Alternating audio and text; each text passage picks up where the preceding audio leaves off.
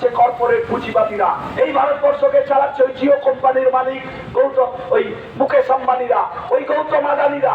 ওরা প্রধানমন্ত্রীকে পকেটে পুষে রেখেছে।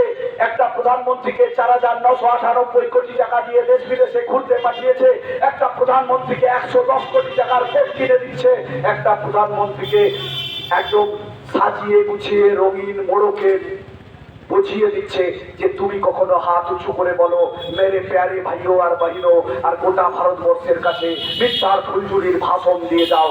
এইভাবে প্রজেক্ট করছে এই প্রধানমন্ত্রীকে। এই রাজনীতি ভারতবর্ষে। মিথ্যা প্রতিশ্রুতি আমরা সেদিন বলেছিলাম যে জুমলা কথা, মিথ্যা কথা, বাউতা কথা, ডকবাজির কথা।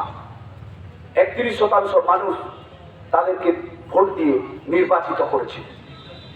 2019 সালের লোকসভা নির্বাচন যখন মোদী হারবো অবস্থা, তখন মোদী পুলওয়ামা বালাকোটের ঘটনা মনে নেই?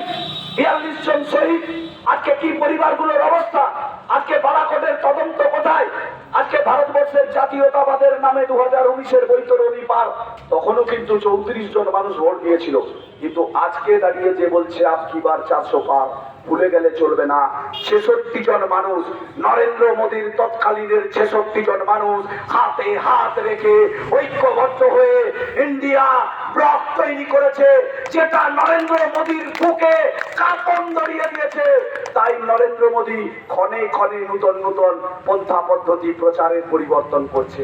যখন উত্তরপ্রদেশে স্মুথলি কংগ্রেস আর সমাজবাদী পার্টির জোট হয়েছে, তখন নরেন্দ্র মোদী মনে করেছে যে উত্তরপ্রদেশ না জিতলে ভারতবর্ষের